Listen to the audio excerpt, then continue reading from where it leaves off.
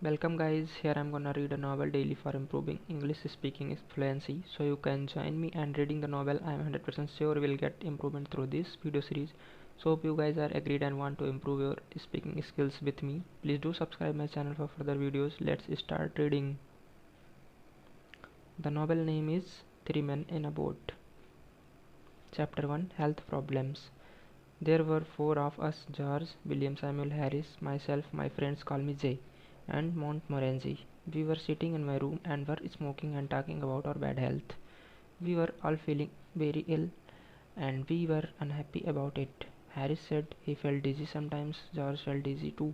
My big problem was my liver. I know I had a bad liver. I had read about all the symptoms of liver disease in a book. I had every symptoms that was written.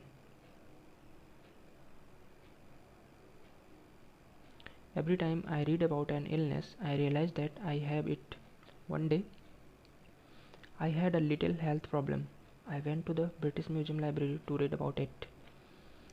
After some time, I began reading about another illness. I remember the name now, but it was something terrible. I knew I had the terrible illness too. I began reading the book from the letter A to the letter Z. I had the symptoms of all the diseases in the book, except for one. I did not have housemaid's knee. This made me a bit unhappy. Why did not I have housemaid's knee too? With all the diseases I had, I knew my life was short. I tried to examine myself. I tried to feel my heart. I tried to look at my tongue. When I had walked into the library, I had been a happy, healthy man. When I left it, I was a very ill man. I went to see my doctor. He is an old friend. Whenever I think I am ill, he examines me and says I am fine. A doctor really must have practice. This time I thought he will get more practice with me than with 1,000 normal patients. After all, normal patients have only one or two diseases each. Well, what's wrong with you? He asked. I said, if I tell you what is wrong with me, you will die before I finish. Life is too short. I will tell you what is not wrong with me. I don't have housemaid's knee, but I have everything else. I told him about what I had read at the library. He looked at me carefully. He listened to my heart and looked at my tongue. After that, he wrote a prescription and gave it to me. I put it in my pocket and went out. I don't read the prescription. I took it to the chemist and gave it to him. He read it and gave it back to me. He said, I don't have the things on the prescription. But you are a chemist, are not you? I asked. He said, you are right, sir. I am a chemist. I don't have a shop and a hotel. I read the prescription. It said, every 6 hours I'll be of good fresh meats. Every morning 10-mile walk. Go to bed no later than 11 o'clock each night. And don't read books about things you don't understand. I followed the doctor's prescription. It saved my life. I now feel rather well, except for my liver problem. The main symptom of liver disease is a general feeling of sleepiness and no interest in working. I have suffered from this illness ever since I was a boy. Medical science was not advanced in those days. Doctors did not know that I had liver illness. They thought I was lazy. People called me a lazy little devil and said, go and do your work. They did not know I was ill with liver disease. Instead of giving me liver pills, they gave me blows on the head. Those blows were good for me because after each blow I went to do my work. That old remedy worked better than a box of modern pills. That evening, George, William, Harris, and I sat in my room. We described our illness. I explained to George and William Harris how I felt in the morning. William Harris told us how he felt when he went to bed. Then George stood up and told us how he felt at night. George always thinks he is ill, but there is really nothing wrong with him. At that moment, Mrs. Poppets, the housekeeper, I served out our dinner. We were not hungry. We ate some meat, onions, and cake. We had no interest in food. We began talking about our illness again. We all knew that our illnesses were caused by too much work. We need a rest, said Harris. A rest and a change, George added. Our minds are tired from too much work. We must rest our minds. Let's go to the countryside, I said. We will find a nice, quiet place with no people. Harry said, Oh, how boring in the country. Everyone goes to bed at 8 o'clock. You can't even find a newspaper. If you want a rest and a change, then the best place is the sea. What a terrible idea, I said. A sea trip gives you seasickness. Who wants a whole week of seasickness? You leave on Monday and you are feeling well. On Tuesday you feel worse. Then on Wednesday you feel really sick. On Thursday and Friday you are almost dead. On Saturday you can finally drink a few teaspoons of tea. On Sunday you can walk again and eat some food. Then on Monday you are happy because it's time to get off the boat. So George said, Let's go up the river. We will have fresh air and quiet on the river. The hard work on the boat will make us hungry, so we will enjoy our food. We will be so tired at the end of the day that we will sleep well, Harry said. You don't have any trouble sleeping, George. There are only 24 hours in the day and you sleep most of that time. If you sleep any more, you are dead. However, I like your idea of a holiday on the river Thames. I liked it too. George was surprised that we both liked his idea. The only one who did not like the idea was Montmorency, my fox terrier. He looked at us with his big eyes. You like the idea, but I don't, his face said. On the river, there's nothing for me to do. I don't like looking at the trees. I certainly don't smoke. If I see a rat, you would not stop the boat so I can run after it. When I am asleep, you are probably rock the boat and I will fall into the river. The whole idea is stupid. We were 3 to 1. So we decided to go on the river trip. Let's start chapter 2, planning the trip. We looked at the maps and we discussed plan. We decided to start from Kingston the following Saturday. Harris, you and I will go to get the boat at Kingston, I said. Then we will take it up the river to Church. Ivor, we will meet George. George works in the city until the afternoon. George goes to sleep at a bank from 10 o'clock to 4 o'clock, Monday to Friday, except on Saturday. On Saturdays, they wake him up at 2 o'clock and put him outside the door. The next problem was where to sleep at night. George and I did not want to sleep at inns. He wanted to camp out in the middle of nature. How beautiful, we said, sleeping in the country under the stars by the river. I can imagine it all, I said. There is a golden sunset, the river is moving along quietly, the forest is full of trees and birds. The grass around us is green and little flowers grow here and there. Soon it is dark. We row out boat into a quiet corner on the river. We put up our tent and cook a simple healthy meal. We all sit around a warm fire and eat our meal. We look up and see the moon and the stars. Then we sit in silence. How wonderful this is. We go to bed and then we dream under the stars. We dream that the world is young again.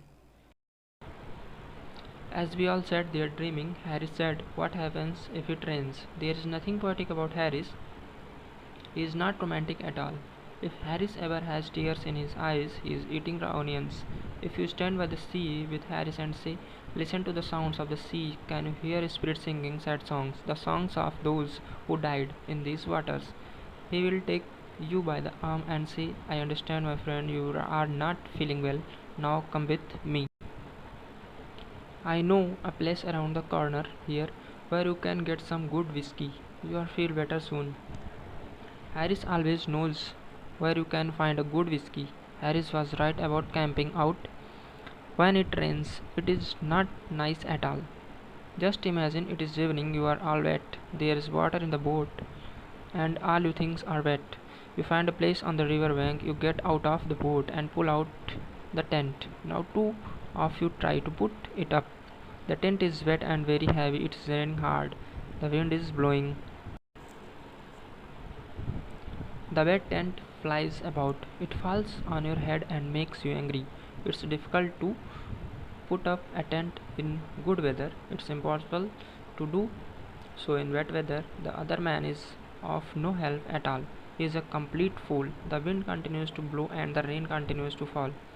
You look at the other man and say, "What are you doing with your side of the tent?" "What are you doing?" he answers. "Don't pull on your side," you shout. "I did not pull, you pulled," he shouts.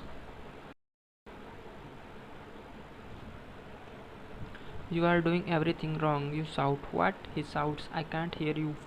You don't know how to put up a tent. We will never put up this tent," you say. At this point, the third man has pulled the boat out of the water. He is completely wet. He wants to know why the tent is not up yet. Everyone is wet and angry. Harris was right. Camping out in rainy weather is not a good idea. We decided to camp out in good weather and sleep at an inn or a hotel in bad weather. Montmorency agreed with this decision. He likes inns and hotels. Montmorency does not like the quiet place. He prefers noise and confusion. He looks like a good, well-behaved dog, but he is not. When you look at Montmorency, you see an angel from paradise in the form of a small fox terrier. You think he is a sweet, gentle little dog. When old ladies and gentlemen look at him, tears come to their eyes. When he killed 12 chickens and fed them, I changed my opinion of Montmorency. In 1 year, he had 114 street fights with other dogs. An angry woman brought me her dead cat and called me a murderer. Montmorency loves to join the worst dogs. He then takes them around town to fight other dogs. This is his idea of a happy life. Let's start chapter 3, Packing. The following evening we met again to discuss our plans. Harris said, "Now we must decide what to take with us. You get a piece of paper, J, and you get a pencil, George. I will write the list." Harris is always like this. He tells everyone what to do and he does nothing. My old Uncle Podger was just like Harris. When Uncle Podger did a job, everybody in the house helped. One day, Uncle Podger bought a picture. Aunt Podger asked, "Where can we put this picture?" "Leave it to me. Don't worry about it. I will do it all," Uncle Podger said. He sent one of the girls to buy the nails. Then he sent one of the boys to tell her the size of the nails. He sent Bill to get the hammer. And he sent Tom to get the ruler. "Now get me a kitchen chair, Jim. I need 2 people to hold the chair," Aunt Podger asked. "Where can we put this picture?" Everyone looked everywhere for the nail. When someone finally found it, Uncle Podger lost the hammer. "Where's the hammer? Where did I put the hammer? Help me find the hammer." When we found the hammer, he lost the place on the wall to put the picture, so each one of us climbed up on the chair to look for the place. Each one thought it was a different place. When Uncle Podger climbed up on the chair, he fell on the piano. Aunt Podger was very angry. She said, "The next time you put a picture on the wall, please tell me. I will go and spend a week with my mother." Uncle Podger tried again and again. At midnight, the picture was on the wall. However, it was not straight. The wall was dirty. Everyone was tired and unhappy. Uncle Podger looked at the picture and said, "It was such an easy job." I told Harris, "You got the paper and pencil. George will write the list and I will do the work." The first list was too long. We threw it away. We started another list. In order to travel to the north part for the river Thames, we need a small boat, George said. "With a small boat, we can carry only necessary things. We would not take a heavy tent. We can put a canvas cover over the boat at night. It will be like a little house, warm and comfortable." We made a list of all the clothes we needed. George said he knew everything about the right clothes for a trip. We discovered later that this was not true. We talked about food next. George said, "Let's continue with breakfast. For breakfast, we will need a frying pan. That's quite difficult to eat," Harris said, smiling. Stop it, Harris," I said. "Let's continue," said George. "We will need tea, sugar, eggs, bacon, bread, butter, and jam. For lunch, we can take biscuits, cold meat, and fruit, but no cheese. The smell of cheese is too strong. After a day or two, everything will smell of cheese. For dinner, we can take meat, peas, fruit, peas, tomatoes, and green vegetables. This good food will keep us healthy, George said. We did not take wine or beer because they both make you sleep. George continued. We will also need a teapot, a pan, and a camping stove. We don't want a paraffin oil stove. Oh no, not a paraffin oil stove, I said. We once took a paraffin oil stove. It was horrible. The smell of paraffin oil was everywhere. The river smelled of paraffin. The wind smelled of paraffin. Even the sunset smelled of paraffin. When we visited the town of Marlow, it smelled of paraffin too. Even the church of Marlow smelled of paraffin. The countryside for miles around smelled of paraffin. We decided never to take a paraffin oil stove again. The next day we bought everything we needed. We met in the evening to pack our suitcase. We got a large suitcase for the clothes and two large hampers for the food and utensils. I'm very good at packing. Packing is one of those things that I do best. Organize the packing, I said to George and Harris. They agreed. George sat in the armchair and Harris put out his feet up on the table. This was not what I had intended. I wanted to organize the packing, not do it. I wanted George and Harris to do all the work, whatever. I did not say anything. I started packing the clothes. It took a long time, but I finally finished. I sat on the big suitcase to close it. George and Harris watched me. Are not you putting the boots in? Asked Harris. I had forgotten them. Why did not you tell me before? I said. Harris said nothing. George laughed. I was furious. I opened the suitcase again and packed the boots. Then an awful idea came to me. Did I pack my toothbrush? I started looking for it. I took everything out of the suitcase. I found George's toothbrush. I found Harry's toothbrush, but I did not find mine. In the end, I found it inside a boot. I packed everything again. When I finished, George asked me, "Is the soap in the suitcase?" "Don't care about the soap," I answered. I sat on the big suitcase again to close it. Then I remembered that my cigarettes were in the suitcase. I opened it again and finally closed it at 10:50 p.m. There were still the two hampers to pack. Harris and George decided to pack them. I sat down to watch. Chapter 3 and now. So guys, thank you for being till the end. I hope you have subscribed and pressed the bell icon. See you in the next one.